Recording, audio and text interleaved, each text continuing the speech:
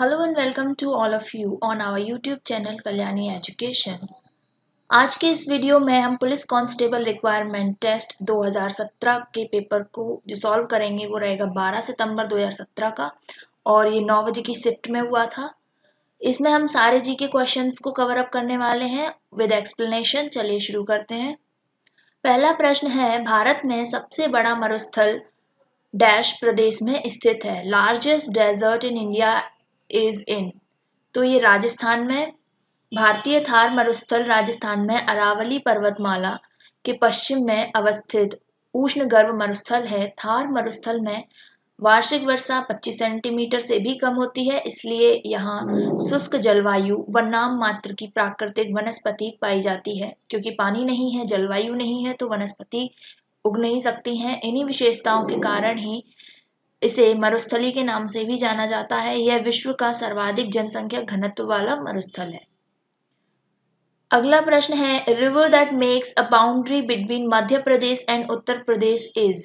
मध्य प्रदेश और उत्तर प्रदेश के बीच में जो सीमा बनाने वाली एक नदी है वो है जामनी नदी। इसके बारे में देखते हैं कि ये सागर जिले से उद्गमित होती है। मध्य प्रदेश में 201 किलोमीटर की लंबाई जामनी नदी से टीकमगढ़ शहर है। यह नदी मध्य प्रदेश और उत्तर प्रदेश दो राज्यों की सीमा भी तय करती है। यह बेतवा की एक प्रमुख सहायक नदी है। इसका बहाव दक्षिण से उत्तर की ओर इसका जो बहाव है वो दक्षिण से उत्तर की ओर है और यह ओरछा के निकट बेतवा नदी में मिल जाती है। जमसार तथा राजतक नदियां इसकी सहायक नदियां हैं। इसके अलावा चंबल नदी सिगार चोटी के निकट स्थित पहाड़ी जाना पाव महू जिला इंदौर के वांचू पॉइंट से 616 फीट की ऊंचाई से निकलने वाली चंबल नदी जो है मध्य प्रदेश की दूसरी बड़ी नदी है और इसका पौराणिक नाम जो था वो चरमावती है। महाभारत में इसे पूर्णा कहा गया है। चंबल का राजस्थान में प्रवेश भैंस रोड चित्तौड़गढ़ से होता है और चंबल नदी मध्य प्रदेश और राजस्थान की सीमा बनाती है। बांध कौन कौन से हैं तो गांधी सागर बांध मध्य प्रदेश, राणा प्रताप सागर बांध चित्तौड़गढ़ में है, जवाहर सागर बांध कोटा बैराज कोटा में है। ठीक है। इसके बाद चंबल के अन्य नाम चरमवती, धर्मावती, कामधेनु, रतिदेव की कीर्ति। इसके अलावा चंबल की जो सहायक नदियां हैं वो काली सिंध, छिप्रा, सिंध, पार्वती, कूनो, बेतवा, मेज, कुआटो, बनास, कुद, कुराई, नामवती, पार्वती, काली सिंध, बनास, बामनी, नेवज, अलनिया, कुराल, कुनू, परवन, आहू, चाकण है। प्रमुख तटीय नगर कौन कौन से हैं जो चंबल नदी के किनारे बसे हुए हैं वो हैं रतलाम, महू, श्योपुर और मुरैना। इसके अलावा मध्य प्रदेश में चंबल का मार्ग इंदौर, रतलाम, धार, उज्जैन, नीमच और मंदसौर होते हुए गुजरता है। बहाव क्षेत्र जो है इंदौर, रतलाम, नीमच, मंदसौर, श्योपुर, भिंड, मुरैना राजस्थान के जिलों में बहती हुई टावा के निकट ये यमुना नदी में मिल जाती है। अन्य 4 नदियों के साथ पंचबद्ध संगम भी बनता है। इसकी कुल लंबाई 965 किलोमीटर है। भैंसरोड में ये एक 18 मीटर ऊंचा चूलिया जलप्रपात बनाती है। मुरैना, श्योपुर और भिंड जिलों में एलुविलियम चट्टानों को काटकर चंबल ने गहरे खड्डों का निर्माण किया जिसे बीहड़ कहते हैं, जो कि एक नतिलंब घाटी और इस अपरदन को अबनालिका अपरदन कहा जाता है। चंबल नदी के महत्वपूर्ण तथ्य देख लेते हैं। कैचमेंट एरिया 57,054 किलोमीटर और लंबाई कुल हो जाएगी मध्य प्रदेश में 320 किलोमीटर। मध्य प्रदेश राजस्थान की सीमा पर लंबाई है इसकी 216 किलोमीटर। मध्य प्रदेश उत्तर प्रदेश की सीमा पर लंबाई 112 किलोमीटर और ये चंबल पर अध्यारोपित नदी है। जो अध्यारोपित नदियां होती हैं वो एक नदी का प्रकार है ये। अगला प्रश्न है, बेतवा नदी रायसेन के कुमरा गांव गौहरगंज तहसील से निकलती है। अधिकांश विदिशा में ही बहती है और इसे बेत्रवती भी कहते हैं। बेतवा नदी के अन्य नाम हैं बेत्रवती, शिव की पुत्री, बेस, विंध्याटवी और विदिशा और सांची जैसे प्रसिद्ध बौद्ध स्थल जो हैं वो बेतवा नदी के तट पर हैं। इसकी कुल लंबाई 480 किलोमीटर है। यह पूर्वी मालवा के अधिकांश जल को लेकर उत्तर पूर्वी दिशा में भोपाल, निवाड़ी, टीकमगढ़ मध्य प्रदेश तथा झांसी व जालौन उत्तर प्रदेश आदि जिलों में बहती है। इसकी 2 सहायक नदियां बीना और धसान हैं। जो बीना और धसान दाहिनी ओर से हैं और जबकि सिंधु बाईं ओर से इसकी नदी है। गुना अशोकनगर में ये 2 जिलों में विभाजित हो जाती है। विभाजित, और उसके बाद बीना नदी सागर जिले की सीमा के पास एक ऊंचा खड़ा जलप्रपात बनाती है जिसे फाल्गुन जलप्रपात कहते हैं, जो कि 38 मीटर ऊंचा है। और प्रदूषणता के समान स्तर के कारण बेतवा को मध्य प्रदेश की गंगा कहा जाता है। किसके बेस पे? प्रदूषण के बेस पे। बेतवा केन लिंक परियोजना प्रोजेक्ट भारत का पहला नदी जोड़ो प्रोजेक्ट है। तो बेतवा केन लिंक परियोजना भारत का कैसा पहला नदी जोड़ो प्रोजेक्ट है। बेतवा यमुना की सहायक नदी है और हमीरपुर के पास यमुना में मिलती है। अपवाह क्षेत्र 46,580 वर्ग किलोमीटर है। बुंदेलखंड की जीवन रेखा कही जाती है। बेतवा की मुख्य सहायक नदियों में बीना, धसान, जामनी और हलाली आती हैं। बेतवा नदी के किनारे कंचन घाट स्थित है। इस घाट पर वीर सिंह बुंदेला की ऐतिहासिक 3 मंजिल की छतरी है। देवगढ़ इस नदी के किनारे पर स्थित है। बेतवा, जिसे बेतवा का आइसलैंड कहा जाता है, तो बेतवा का आइसलैंड किसे कहेंगे? देवगढ़ को। इस तरह के फैक्ट आयोग पूछ लेता है। अगला प्रश्न है, which of the following railways is in not part of the world's highest heritage site, mountain railways of India. निम्नलिखित में से कौन सा रेल मार्ग विश्व धरोहर स्थल भारत के पर्वतीय रेल मार्ग का भाग नहीं है? तो नीलगिरी पर्वत रेल मार्ग ये विश्व धरोहर स्थल में आता है, दार्जिलिंग आता है और कालका शिमला रेल मार्ग आता है, जम्मू बारामूला मार्ग नहीं आता है। एक्सप्लेनेशन देखते हैं। भारत के पर्वतीय रेलवे को 3 रेलवे विश्व विरासत स्थल सूची में शामिल किया गया है। दार्जिलिंग पर्वतीय रेलवे को 1999 में, यह रेलवे पहाड़ी रेलवे का उत्कृष्ट उदाहरण है और 81 में से शुरू किया गया था 1881 में। ठीक है। इसके बाद नीलगिरी पर्वतीय रेलवे 2005, ये लाइन 1891 में शुरू की गई थी, इसके 10 साल बाद, लेकिन इसको शामिल कब किया गया है? यूनेस्को में 2005 में। और 1908 में ये बन के तैयार हो गई थी। तमिलनाडु में 46 किलोमीटर लंबी metre gauge single track railway है ये। कालका शिमला रेलवे 2008, यह 96.6 किलोमीटर लंबा मार्ग है जो कि single track walking rail link है, जिसे शिमला को जोड़ने के लिए 19वीं शताब्दी के मध्य बनाया गया था। ठीक है। India's first passenger train rain in the year, Bharat की प्रथम यात्री रेल किस वर्ष में चली थी? तो ये 1853 में। भारत की रेल परिवहन भारत में पहली रेल लॉर्ड डलहौजी के कार्यकाल में 16 अप्रैल 1853 को मुंबई से ठाणे के लिए चलाई गई थी। इसकी कुल दूरी 34 किलोमीटर थी। और भारत की जो दूसरी रेल लाइन थी वो 1854 में अगले ही साल कोलकाता से रानीगंज के बीच चलाई गई थी।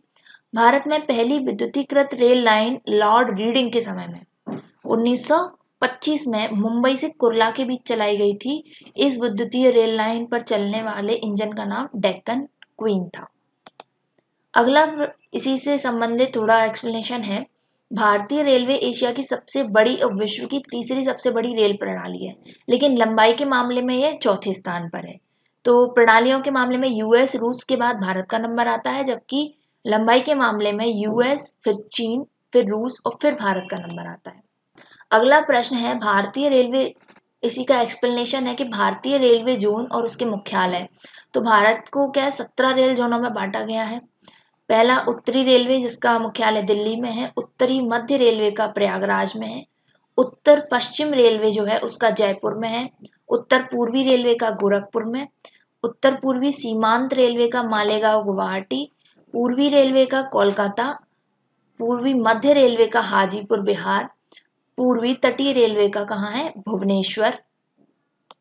इसके अलावा दक्षिणी रेलवे का चेन्नई, दक्षिणी मध्य रेलवे का सिकंदरा हैदराबाद, दक्षिण पश्चिम रेलवे का हुबली कर्नाटक, दक्षिण पूर्वी रेलवे का कोलकाता, दक्षिण पूर्वी मध्य रेलवे का बिलासपुर छत्तीसगढ़, पश्चिमी रेलवे का मुंबई चर्च गेट, मध्य रेलवे का मुंबई वीटी और पश्चिमी मध्य रेलवे का जबलपुर में है, और कोलकाता मेट्रो का जो है कोलकाता। तो मध्य प्रदेश के लिए ये इंपॉर्टेंट हो जाता है कि पश्चिमी मध्य रेलवे का मुख्यालय जबलपुर में।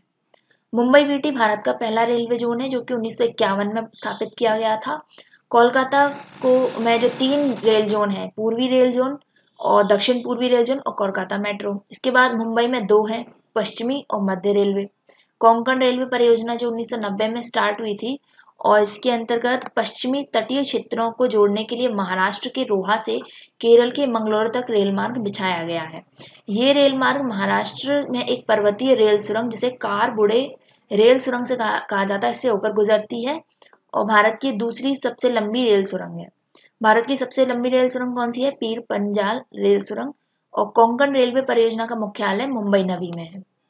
पर्यटक ट्रेनें जो हमारे यहाँ चलती हैं, पर्यटक ट्रेनें, वो हैं डेक्कन ओडिसी महाराष्ट्र में, heritage on wheels Rajasthan, place on wheels Rajasthan, Maharaja express Delhi Mumbai, Orient express Gujarat. और ये टॉय ट्रेन जो है वो यूनेस्को द्वारा जो घोषित की गई है वो हमने अभी पढ़ा था, दार्जिलिंग 99 में और नीलगिरी 2005 और शिमला 2008 में यूनेस्को द्वारा घोषित की गई थी।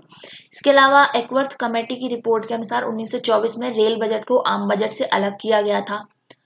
भारतीय रेलवे द्वारा परिवहन की जाने वाली शीर्ष तीन सामग्री हैं कोयला, सीमेंट और खाद्यान्न। सबसे लंबा रेल मार्ग असम से डिब्रूगढ़ से कन्याकुमारी तक है, जिसे विवेक एक्सप्रेस के नाम से इस पर ट्रेन चलाई जाती है। अगला प्रश्न है, what is the name of ruling family of Mysore? Mysore के शासक परिवार का क्या नाम है? तो वाडियार परिवार था जिसने मैसूर पर शासन किया था। मैसूर के शासक परिवार का नाम वाडियार परिवार है। मैसूर पैलेस के शासक मैसूर के शाही परिवार का आधिकारिक आवास है। यहाँ पर इन्होंने 1399 से लेके 1950 तक शासन किया है और इस रियासत के 2 दरबारी हॉल हैं जहाँ पर शाही अदालत की औपचारिक बैठकें होती हैं या होती थी। रोहतांग पास इज इन, रोहतांग दर्रा जो है वो कहाँ पर है? तो ये भारत में अवस्थित है। दर्रा क्या होता है? दर्रा जो होता है कि पहाड़ों के बीच की वो जगह, या कहें कि पहाड़ों पर्वतों के मध्य पाए जाने वाले आवागमन का जो प्राकृतिक मार्ग होता है उसे दर्रा कहा जाता है। ये वे प्राकृतिक मार्ग जिन्हें होकर पहाड़ों को पार किया जा सकता है। 2 पहाड़ों के बीच का वो रास्ता जिससे हम आसानी से आवागमन कर सकते हैं।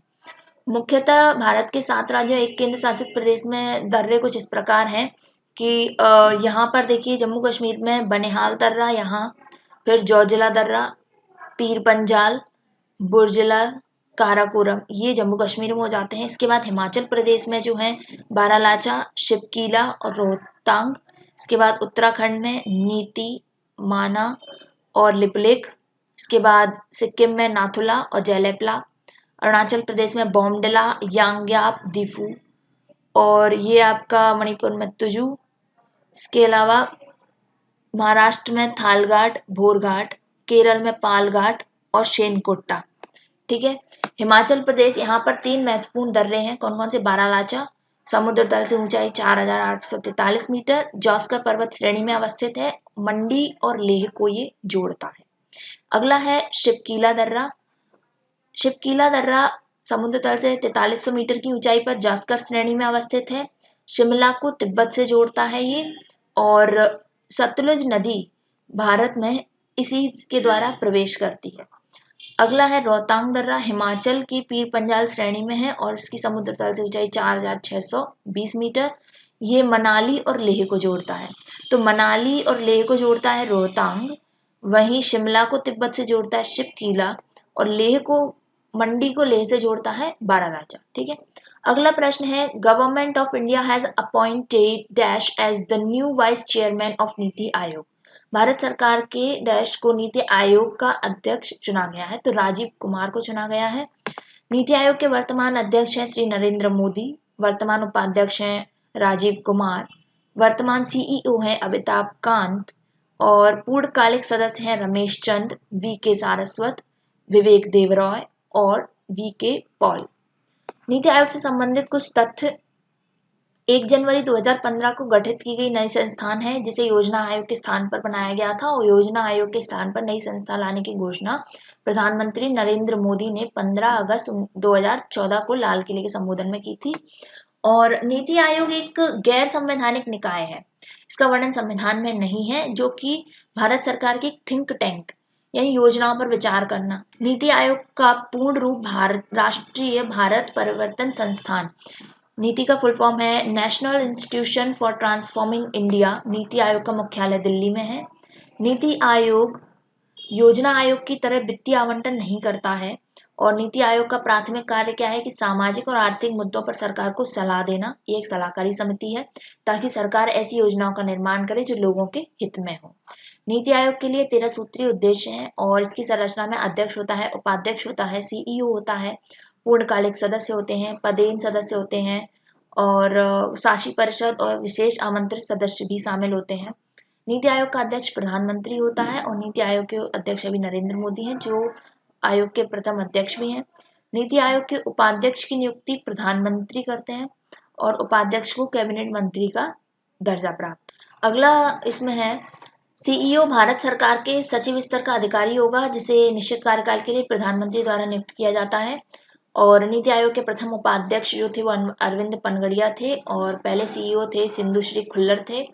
पूर्णकालिक सदस्यों की संख्या 5 होती है जिन्हें राज्य मंत्री के बराबर का दर्जा मिलता है। पदेन सदस्य की अधिकतम संख्या 4 होती है जो प्रधानमंत्री द्वारा नामित होते हैं। शासी परिषद गवर्निंग काउंसिल में भारत के सभी मुख्यमंत्री, केंद्र शासित प्रदेशों के राज्यपाल और प्रशासक शामिल होते हैं। विशेष आमंत्रित सदस्यों में विभिन्न क्षेत्रों के विशेषज्ञ होते हैं जो कि प्रधानमंत्री द्वारा नामित किए जाते हैं। नीति आयोग के क्रियान्वयन का दायित्व केंद्र सरकार, राज्य सरकार पर होता है। योजनाओं की अंतिम स्वीकृति जो है राष्ट्रीय विकास परिषद, नेशनल डेवलपमेंट काउंसिल देता है। अगला प्रश्न है where was the first conference on environment 2017 organised. तो ये दिल्ली में आयोजित की गई थी। अगला प्रश्न है in which year was the first 5 year plan implemented. प्रथम पंचवर्षीय योजना को किस वर्ष में लागू किया गया था। ये 1951 में लागू की गई थी। प्रथम पंचवर्षीय योजना जो थी वो जवाहरलाल नेहरू द्वारा प्रस्तुत की गई थी। ये हैरोल्ड डॉमर प्रोजेक्ट पर आधारित थी और यह योजना मुख्यतः कृषि क्षेत्र पर आधारित थी। इसके लिए प्रायोजित राशि 2069 करोड़ रुपए थी। सकल घरेलू उत्पाद 3.6% था जबकि अनुमानित दर 2.1% था। इसके अंतर्गत बांध और सिंचाई मुख्य बिंदु थे। तो ये मुख्यतः बांध और सिंचाई पर आधारित थी। स्वतंत्रता के बाद बंटवारे के कारण कृषि क्षेत्र बुरी तरह प्रभावित था अतः उस पर ध्यान देना आवश्यक था। इसीलिए प्रथम परियोजना जो थी वो बांध और सिंचाई पर आधारित थी, भूमि सुधार पर आधारित थी। अगला प्रश्न है in which state of India is famous Sanchi stupa located. Bharat के किस राज्य में प्रसिद्ध सांची स्तूप अवस्थित है। तो मध्य प्रदेश में है। सांची मध्य प्रदेश राज्य के रायसेन जिले में बेतवा नदी के तट पर एक छोटा गांव है जिसका नाम है सांची, वहां पर अवस्थित है। यहाँ पर कई बौद्ध स्मारक हैं और 3वीं शताब्दी ईसा पूर्व में से इसका निर्माण किसने कराया था। अशोक ने करवाया था। सांची महान मुख्य स्तूप मूलतः सम्राट अशोक ने 3वीं शताब्दी ईसा पूर्व में बनवाया था। अगला प्रश्न है the impact of the green revolution was felt most in production of. किसके उत्पादन पर हरित क्रांति का प्रभाव सबसे अधिक पड़ा। तो वो गेहूं था। अन्य फसलों की अपेक्षा गेहूं की जो उत्पादन में वृद्धि सबसे ज्यादा दर्ज की गई थी। हरित क्रांति प्रारंभ करने का श्रेय जो है वो नोबेल पुरस्कार विजेता प्रोफेसर नॉर्मन बोरलॉग को जाता है और भारत में एम.एस. स्वामीनाथन को। एम.एस. स्वामीनाथन पौधों के जेनेटिक वैज्ञानिक है जिन्हें भारत की हरित क्रांति का जनक माना जाता है। उन्होंने 1966 में मैक्सिको के बीजों को पंजाब की घरेलू किस्मों के साथ मिश्रित करके उच्च उत्पादकता वाले गेहूं के संकर बीज विकसित किए। उन्हें विज्ञान और अभियांत्रिकी के क्षेत्र में भारत सरकार द्वारा 1972 में पद्म भूषण सम्मान मिला था। भारत में हरित क्रांति द्वारा गेहूं के बीज की उच्च पैदावार वाली किस्मों HYV की शुरुआत थी और हरित क्रांति के लिए भारत में आरंभिक साइट के रूप में पंजाब राज्य को चुना गया था। अगला प्रश्न है the popular sitar player who learn music from musician Maihar in Satna is. वो प्रसिद्ध सितार वादक जिन्होंने संगीत की शिक्षा सतना के संगीतज्ञ मैयर से प्राप्त की थी। तो हम जानते हैं कि सतना में उस्ताद अलाउद्दीन खां अकेडमी भी है और वो सितार वादक भी रहे हैं। तो वहीं से जिन्होंने शिक्षा प्राप्त की थी वो है पंडित रविशंकर। भारत की सांस्कृतिक ख्याति को पश्चिम में व्यापक तौर पर स्वीकार करने वाले पंडित रविशंकर का जन्म 7 अप्रैल 1920 को वाराणसी के एक बंगाली ब्राह्मण परिवार में हुआ था। बचपन से ही उनके घर में संगीत का माहौल रहा और पहले तो उनकी शुरुआत में तो उनकी दिलचस्पी नृत्य में थी, लेकिन उसके बाद वो धीरे धीरे उन्होंने नृत्य छोड़कर सितार सीखना शुरू किया और उन्होंने उस्ताद अलाउद्दीन खां से शिक्षा ली। अगला प्रश्न है the approximate length of river Narmada is about. Narmada की औसत लंबाई पूछी गई है तो यह 1300 किलोमीटर है। नर्मदा नदी तंत्र के बारे में देखते हैं कि जैविक नदी के नाम से विख्यात है और नर्मदा देश की 5वीं और मध्य प्रदेश की सबसे लंबी नदी है। रेवा के नाम से संबोधित की जाने वाली नर्मदा का उद्गम अनूपपुर जिले के 1057 मीटर की ऊंचाई से अमरकंटक चोटी से होता है। अमरकंटक मैकाल पर्वत श्रृंखला के अंतर्गत आता है। इस नदी की कुल लंबाई 1312 है और यहाँ एवरेज पूछी थी इसलिए हमने 1300 दी। मध्य प्रदेश में इसकी लंबाई 1069 है और यह नदी मध्य प्रदेश और गुजरात से बहते हुए अरब सागर खंबात की खाड़ी में गिर जाती है। ये अपने मुहानों पर ज्वार नदमुखों का निर्माण करती है। इसका बेसिन क्षेत्र मध्य प्रदेश के साथ छत्तीसगढ़, महाराष्ट्र, गुजरात में भी है थोड़ा बहुत। और यह नदी विंध्य पर्वत और सतपुड़ा पर्वत के मध्य रिफ्ट में बहती है और पश्चिम दिशा में बहने वाली भारत की सबसे लंबी नदी भी है। नर्मदा नदी मध्य प्रदेश के अनूपपुर, डिंडोरी, मंडला, जबलपुर, नरसिंहपुर, होशंगाबाद, हरदा, देवास, खंडवा, खरगोन, बड़वानी, धार, अलीराजपुर जिलों से होकर बहती है। नर्मदा नदी की सबसे लंबी सहायक नदी जो है वो तवा है। इसका संगम होशंगाबाद में होता है और सुप्रसिद्ध धार्मिक स्थल जो है वो ओमकारेश्वर ज्योतिर्लिंग इसी पर अवस्थित है। नर्मदा की सहायक नदियां, बाईं छोर से मिलने वाली नदियां हैं सेर, बंजर, शक्कर, दूधी, गंजल, कुंडी, गोई, करजन, तवा। और दाईं ओर से जो मिलने वाली नदियां वो है हिरन, तेंदौनी, बरना, कोलार, मैन, पुरी, हटनी, ओरांग तथा लोहार।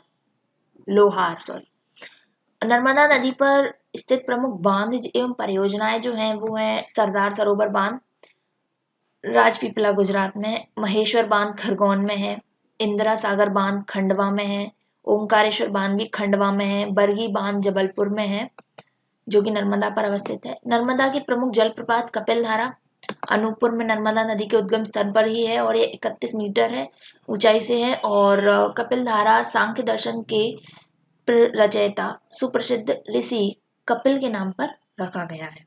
दूध धारा जो है वो इसी के निकट है। धुआंधार जो है जबलपुर के भेड़ाघाट में अवस्थित है। इसकी ऊंचाई लगभग 30 मीटर है। जबलपुर के भेड़ाघाट से बहते हुए नर्मदा नदी यहाँ पर एक धुआंधार जलप्रपात बनाती है। Arjun award is given for, Arjun पुरस्कार किसके लिए दिया जाता है? तो खेलों में उत्कृष्ट प्रदर्शन के लिए अर्जुन अवार्ड दिया जाता है। अर्जुन पुरस्कार खिलाड़ियों को दिए जाने वाला एक पुरस्कार है जो भारत सरकार द्वारा खेल के क्षेत्र में उत्कृष्ट प्रदर्शन के लिए दिया जाता है। इस पुरस्कार का प्रारंभ 1961 में हुआ था। पुरस्कार स्वरूप 15 लाख रुपए की राशि दी जाती है। एक अर्जुन की कांस्य की प्रतिमा और एक प्रशस्ति पत्र दिया जाता है। अगला प्रश्न है Patna stands on the bank of, Patna नदी, पटना जो है वो किस नदी के किनारे पर बसा हुआ है? तो ये गंगा नदी के किनारे पर बसा हुआ है। ऐसा कहा जाता है पटना को बसाने का श्रेय उदयन को जाता है जो कि मगध साम्राज्य का एक राजा हुआ करता था। और who among these was the founder of the Arya Samaj, इसमें से आर्य समाज के संस्थापक कौन थे? स्वामी दयानंद है जिन्हें आर्य समाज का संस्थापक कहा जाता है। स्वामी दयानंद का जन्म 12 फरवरी 1824 को हुआ था, मृत्यु 30 अक्टूबर 1883 को। महर्षि दयानंद सरस्वती आर्य समाज के संस्थापक थे। एक समाज सुधारक, राष्ट्र निर्माता, प्रकांड विद्वान, सच्चे सन्यासी, स्वराज के संस्थापक के रूप में जाना जाता है। स्वामी दयानंद सरस्वती का जन्म जो गुजरात के राजकोट जिले के काठियावाड़ क्षेत्र में टंकारा गांव के निकट मोरवी नामक स्थान पर 1824 में हुआ था। दयानंद सरस्वती से संबंधित प्रमुख तथ्य, बचपन का नाम मूल शंकर, 5 वर्ष की आयु में ही देवनागरी लिपि का ज्ञान हो गया था और यजुर्वेद को भी कंठस्थ कर लिया था। धार्मिक सामाजिक सुधार का सबसे प्रभावी आंदोलन दयानंद सरस्वती ने शुरू किया था। दंडी स्वामी पूर्णानंद ने मूल शंकर जो थे स्वामी दयानंद सरस्वती, इनको दयानंद सरस्वती नाम दिया था और इन्होंने ही दयानंद सरस्वती के जो गुरु थे वो स्वामी विरजानंद थे। दयानंद सरस्वती के अनुसार ईश्वर केवल एक है और उनकी पूजा मूर्ति के रूप में नहीं बल्कि जीवात्मा के रूप में की जानी चाहिए। कुछ समय पश्चात आर्य समाज का मुख्यालय लाहौर में स्थापित किया गया। दयानंद ने अपने उद्देश्य हिंदी भाषा में दिए हैं, जितने भी उपदेश हैं वो हिंदी भाषा में दिए हैं और इसके अलावा महत्वपूर्ण ग्रंथ जो है इनका वो सत्यार्थ प्रकाश है। आर्य समाज के सदस्य 10 सिद्धांतों का अनुसरण करते हैं। इनमें से पहला है वेदों का अध्ययन, शेष सभी सिद्धांत सद्गुण और नैतिकता से संबंधित है। दयानंद जो है उन्होंने वेदों को प्रमाणिक ग्रंथ माना है और वेदों की ओर चलो इनका नारा दिया था। दयानंद सरस्वती ने जो झूठे धर्मों का खंडन कर पाखंड खंडनी पताका लहराई थी आर्य समाज का दूसरा कार्यक्रम जो है वो गौरखा आंदोलन है, जिसमें 1882 ईस्वी में आर्य समाज ने गौ की रक्षा के लिए, गायों की रक्षा के लिए गौरक्षिणी सभा की स्थापना की। एनी बेसेंट ने कहा है कि स्वामी दयानंद ऐसे पहले व्यक्ति हैं जिन्होंने कहा था कि भारत भारतवासियों के लिए है। स्वामी दयानंद सरस्वती द्वारा चलाए गए शुद्धि आंदोलन उन लोगों के लिए था जो पुनः हिंदू धर्म में आना चाहते हैं और जिन्होंने किसी कारणवश कोई और धर्म स्वीकार कर लिया है। वैलेंटाइन शिरोल ने बाल गंगाधर तिलक को भारतीय अशांति का जनक कहा है और यही दयानंद सरस्वती को इन्होंने भारत का मार्टिन लूथर कहा है। 1822 में दयानंद सरस्वती ने स्वदेशी का नारा दिया था और स्वदेशी का उपयोग करने वाले प्रथम भारतीय थे। अगला प्रश्न है, who was adjudged at the best director at national film award 2013। तो राष्ट्रीय फिल्म पुरस्कार 2013 में सर्वश्रेष्ठ निर्देशक के रूप में किसको चुना गया था? तो हंसल मेहता को चुना गया था। अगला प्रश्न है, who won the third battle of Panipat. Panipat का तीसरा युद्ध किसने जीता था? तो अहमद शाह अब्दाली ने यह युद्ध जीता था। पानीपत का तीसरा युद्ध जो है वो 14 जनवरी 1761 को हुआ था और पानीपत हरियाणा नामक स्थान पर, और अफगानों की इसमें जीत हुई थी। इसमें दुरानी साम्राज्य अवध का नवाब और रोहिला मराठा साम्राज्य के बीच ये हुआ था, जिसमें अहमद शाह अब्दाली सेनापति था दुरानी साम्राज्य अवध के नवाब की तरफ से और सदाशिव राव भाऊ थे मराठा की तरफ से। अगला प्रश्न है, the 10th Guru of the Sikh was. सिखों के 10वें गुरु कौन थे? तो गुरु गोविंद सिंह थे। जो सिखों के 10 गुरु हुए हैं वो इस प्रकार, इनसे संबंधित जो मुख्य तथ्य हैं वो इस प्रकार हैं। सिख धर्म के संस्थापक गुरु नानक का जन्म पाकिस्तान के लाहौर जिले के तलवंडी नामक गांव में हुआ था। उन्होंने लंगर, जो गुरुद्वारों में सभी आगंतुकों के लिए भोजन की उपलब्ध प्रणाली है, उसकी शुरुआत की थी। गुरुमुखी लिपि जो है उसका आविष्कार गुरु अंगद ने किया था। गुरु रामदास को अमृतसर शहर की स्थापना का श्रेय दिया जाता है। गुरु अर्जुन देव को गुरु ग्रंथ साहिब का लेखक माना जाता है और अमृतसर में स्वर्ण मंदिर का निर्माण का श्रेय भी इन्हीं को दिया जाता है। गुरु अर्जुन देव की मृत्यु मुगल सम्राट जहांगीर द्वारा किए गए अत्याचारों की वजह से हो गई थी। गुरु तेग बहादुर की मृत्यु औरंगजेब के हुक्म से की गई थी और दिल्ली में गुरुद्वारा सीसगंज उसी जगह पर स्थित है जहां गुरु तेग बहादुर शहीद हुए थे।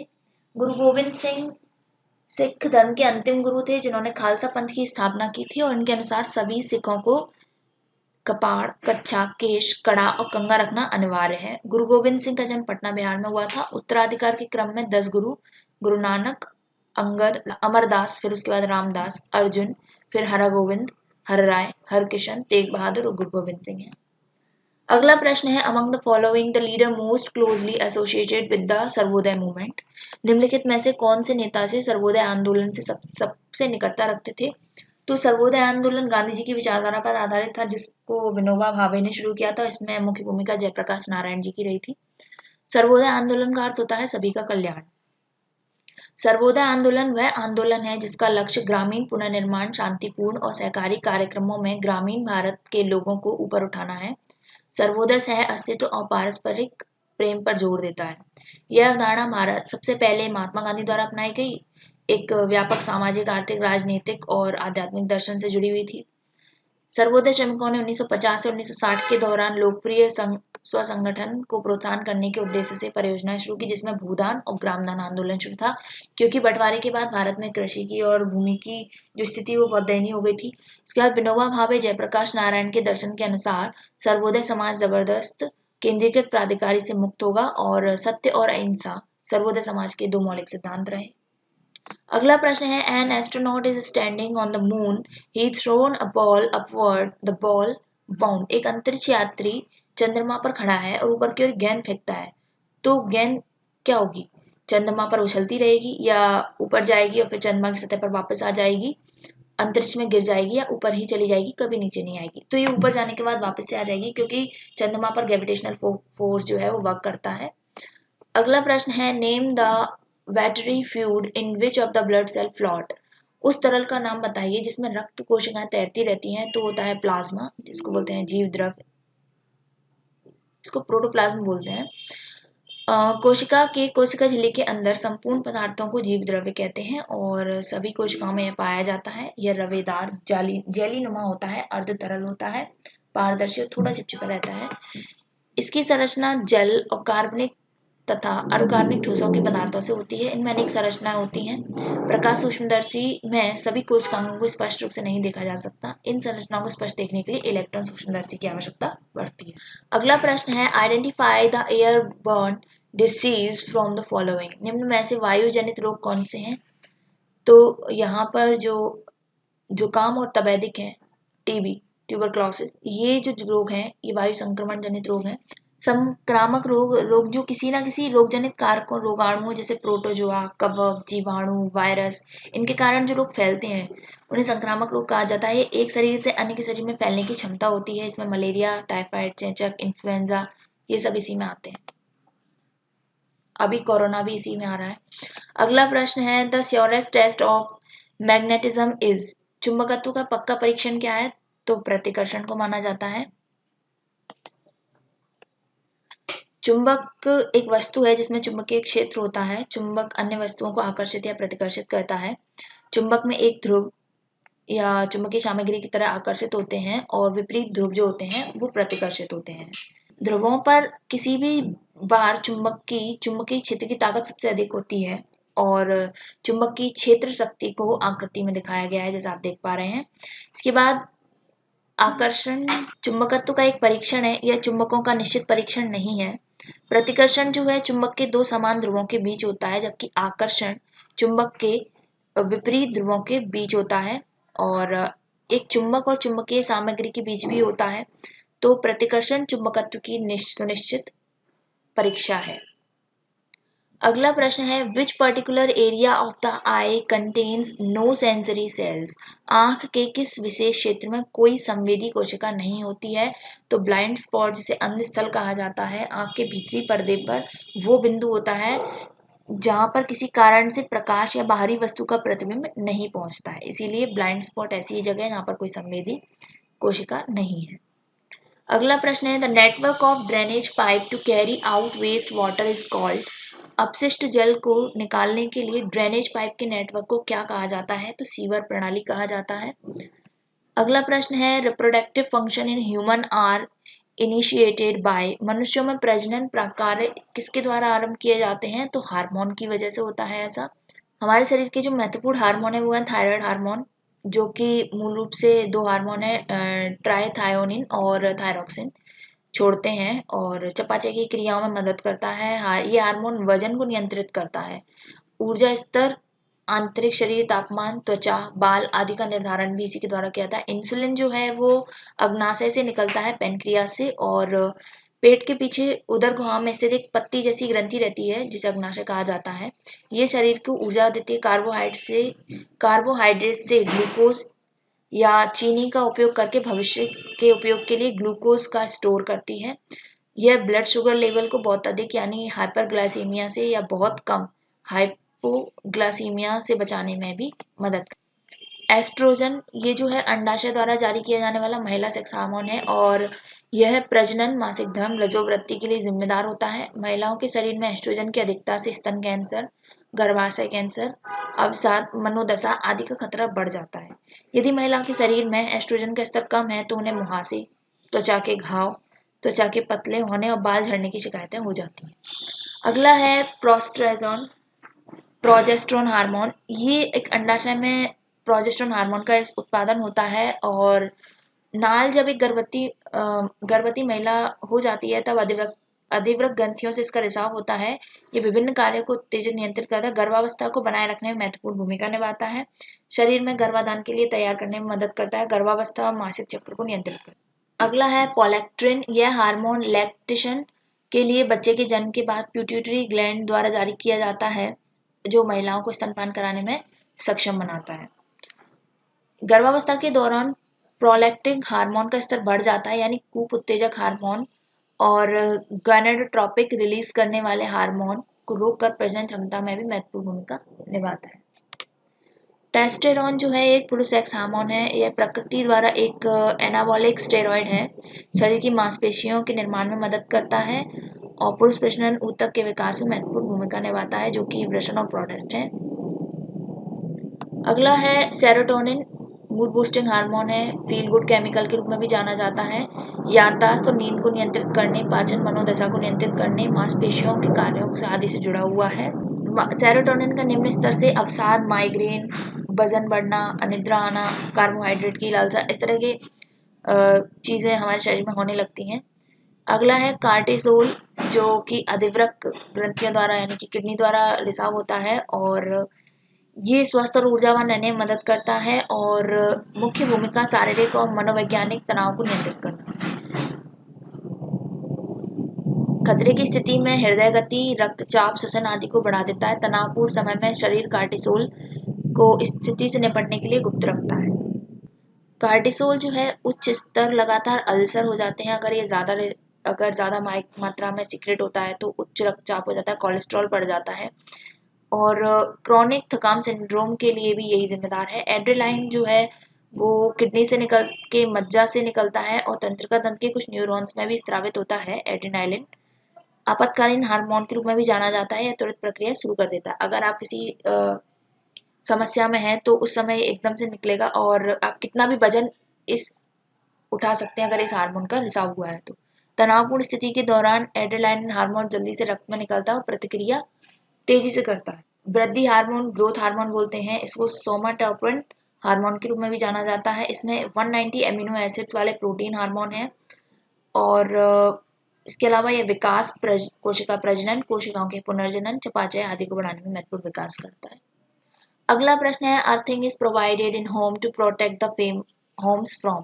घरों में भूसंपर्कन घरों को इससे बचाने के लिए किया जाता है। तो बिजली के झटके हमें ना लगें इसके लिए घरों में अर्थिंग की जाती है।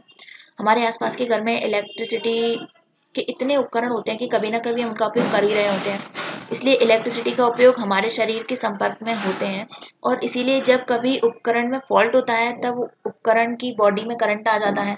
अगर इस समय हम उपकरण के संपर्क में होते हैं तो हमें भी करंट भी हमारे शरीर से गुजरता है और हमें इलेक्ट्रिकल शॉक लगता है। कभी कभी ये शॉक जानलेवा हो सकता है, इसलिए सेफ्टी के लिए अर्थिंग करनी चाहिए। अर्थिंग करने से शॉक हमें लगने वाला होता है वो हमारे शरीर के बजाय ग्राउंड में चला जाता है, जमीन के अंदर चला जाता है, जिससे हमें करंट नहीं लगता है। अगला क्वेश्चन है, the water conducting tissues generally present in gymnosperm. Gymnosperms में सामान्यतः उपस्थित जल चालक ऊतक है ट्रैकिड। जिम्नोस्पर्म्स जो होते हैं वो बीजीय पौधों का सब फाइलम है जिसके अंतर्गत पौधे आते हैं, नग्न बीजी कहलाते हैं। बीजांड जो होता है ओव्यूल्स होते हैं इसमें, और विकसित बीज किसी खोल फल में बंद नहीं होते हैं क्योंकि इनके ऊपर किसी भी तरह का आवरण नहीं होता है और इनमें अंडाशय का अभाव होता है। पुराने पौधों का वर्ग है और उपप्रभाग में 900 प्रजातियां हैं। ये इनकी कुछ विशेषताएं हैं कि ये बहुवर्षीय होते हैं, काफ़ी सालों तक जिंदा रहते हैं। ये पौधे मरुद्भिद होते हैं, जीरोफाइटिक होते हैं और स्पष्ट वार्षिक वलय एनुअल रिंग्स भी होते हैं इनमें। इनके बीजों में आवरण नहीं होता है और संवहन ऊतक पाए जाते हैं। वैस्कुलर टिश्यूज होते हैं, नग्नबीजी अशाखित होते हैं। वायु परागण होता है इनमें, विंड पॉलिनेशन होता है। इसके अलावा साधारण तथा बहुभ्रूणता पॉलिम्ब्रेनी पाई जाती है। भ्रूण एम्ब्रियो से मूलांकर रेडिकल तथा प्रांकुर के साथ ही एक से अधिक बीजपत्र भी होते हैं। साइकस में कास्ट वुड, मोनोजाइलिक और पाइनस में पिग्नोजाइलिक होती है। साइकब की कोरेलॉइड जड़ों से नील हरित शैवाल, एनाबीना और नॉस्ट्रॉक पाए जाते हैं जो कि सहजीवी सिम्बायोटिक रिलेशन को शो करते हैं। इसके अलावा सबसे बड़ा अंडाणु शुक्राणु जो होता है वो साइकस का होता है जो कि एक जिम्नोस्पर्म है और इसमें जननांग कोन्स स्ट्रोबिलाई के रूप में समूहित होते हैं। ये कोन्स प्राय एक लिंगी यूनिसेक्सुअल होते हैं और नर शंकु माइक्रोस्पोरोफिल और लघु बीजाणु पर्ण तथा मादा शंकु कोन्स गुरु बीजाणु पर्ण जैसे मेगा स्पोरफिल का निर्माण करते हैं। The percentage of solar radiation absorbed by all the green plants for the process of photosynthesis is about। प्रकाश संश्लेषण की क्रिया के लिए समस्त हरे पौधों द्वारा अवशोषित सौर ऊर्जा का विकिरण का कितने प्रतिशत लेते हैं? तो सिर्फ 1%। प्रकाश संश्लेषण हरे पौधों द्वारा कुछ जीवाणुओं में घटित होने वाली और कुछ पौधों में घटित होने वाली वह क्रिया है जिसमें पौधे हरे भाग सौर ऊर्जा सोलर एनर्जी को ग्रहण करते हैं। वायुमंडल द्वारा ली गई CO2 और भूमि से जल ग्रहण करके कार्बोहाइड्रेट्स का निर्माण करते हैं। इस प्रक्रिया में ऑक्सीजन और जल सहायक उत्पाद के रूप में निष्कासित होते हैं, यानी कि ऑक्सीजन इस प्रक्रिया में निकलती है। इसके अलावा हरित लवक पर्णहरित जिसे क्लोरोफिल कहा जाता है उसकी उपस्थिति में यह प्रक्रिया संपन्न होती है। 6CO2 12H2O प्लस सनरेज पर्णहरित की उपस्थिति में glucose C6H12O6 6 molecule of water और 6 मॉलिक्यूल ऑफ ऑक्सीजन का इसमें सीक्रेशन होता है। इसके अलावा प्रकाश संश्लेषण की क्रिया लाल नीले प्रकाश में सबसे ज्यादा होती है, जबकि परावैंगनी हरी पीली अवरक्त प्रकाश में यह बिल्कुल नहीं होती है। प्रकाश संश्लेषण की क्रिया प्रकाश की निम्न तीव्रता पर तो बढ़ती है, परंतु जैसे जैसे तीव्रता उच्च होती जाती है ये घटती जाती है। अगला प्रश्न है which of the following is a male hormone, तो वो है टेस्टेरोन। हमने अभी पढ़ा था इसके बारे में कि ये पुरुष सेक्स हार्मोन है। इसकी प्रकृति द्वारा एनाबॉलिक स्टेरॉइड है, शरीर में मांसपेशियों के निर्माण में मदद करता है और पुरुष प्रजनन ऊतकों का विकास करता है। अगला प्रश्न है which one of these the most appropriate consequence of deforestation, निम्न में से कौन सा एक वनोन्मूलन का सर्वाधिक उपयुक्त परिणाम है। तो वन इसमें ऑप्शन दिए गए हैं केवल आवास का विनाश, ये भी है केवल भूमंडलीय ऊष्मीकरण, अगर बहुत ज्यादा हीट बढ़ जाएगी तो भी पौधे जिंदा नहीं रह पाएंगे। इसके अलावा मृदा अपरदन, लगातार मृदा अपरदन हो रहा है, ये सभी के सभी जो कारण है ये वनोन्मूलन यानी डिफॉरेस्टेशन, लगातार जो हम वनों की कटाई कर रहे हैं उसकी वजह से हो रहे हैं। अगला क्वेश्चन है एंजियोस्पर्म्स में होते हैं, तो एंजियोस्पर्म्स में होती हैं वास्तविक वयिकाएं, ट्रू वेसल्स। जो एंजियोस्पर्म्स होते हैं पौधों को सम्मिलित किया जाता है, इनके बीज सदैव फल के अंदर होते हैं जिसमें शाख यानी हर्ब्स आते हैं, सब्ज आते हैं, वृक्ष ट्री तीनों प्रकार के होते हैं। आवृत बीजी पौधों के प्रमुख लक्षण, इनमें प्रजनन अंग पुष्प होता है, इनमें दोहरा निषेचन होता है, डबल फर्टिलाइजेशन होता है और ये मृदोपजीवी स्पैरोफाइट्स होते हैं, परजीवी पैरासाइट्स, सहजीवी सिम्बायोटिक कीटभक्षी इंसेक्टिवोरस तथा स्वपोषी ऑटोट्रॉप्स सभी के रूप में पाए जाते हैं और ये सामान्यतः स्थलीय होते हैं लेकिन कुछ जलीय क्षेत्रों में भी पाए जाते हैं। इनमें संवहन तंत्र जो होता है वो अधिक विकसित होता है और इनको दो पार्ट्स में डिवाइड किया गया है, वो है एक बीजपत्री और दो बीजपत्री। अगला प्रश्न है the most common chemical used for water disinfection is, जल रोगाणुनाशन के लिए सबसे आम रसायन है तो क्लोरीन। जल को रोगाणु नाशित या रोगाणु मुक्त करने के लिए उपयोग किए जाने वाले दो रसायन हैं क्लोरीन गोलियां और ओजोन, जिनसे आमतौर पर पानी को कीटाणु रहित किया जाता है। क्लोरीनीकरण वायु एरेशन के माध्यम से शुद्ध पानी मानव उपभोग के लिए उपयुक्त नहीं है। क्लोरीन के साथ इसको साफ किया जाता है, ब्लीचिंग पाउडर पानी में मिला दिया जाता है जिससे पानी में जो कि पानी में मौजूद रोगाणुओं को मार देता है। The next question is the major cause of environmental pollution is the use of, पर्यावरणीय प्रदूषण का मुख्य कारण क्या है। तो जीवाश्म ईंधन, पेट्रोलियम, कोयला आदि का ज्यादा यूज करना जिसकी वजह से पर्यावरण प्रदूषण होता है। Thank you for watching the video. अगर आपको वीडियो पसंद आया तो चैनल को सब्सक्राइब करें, बेल आइकन को दबाएं ताकि आगे आने वाले नोटिफिकेशंस आपको मिलते रहें। वीडियो को अपने फ्रेंड सर्कल में शेयर करें, लाइक करें और आपके जो भी डाउट्स एंड क्वेरीज हैं उनको कमेंट सेक्शन में जरूर लिखें। Thank you so much.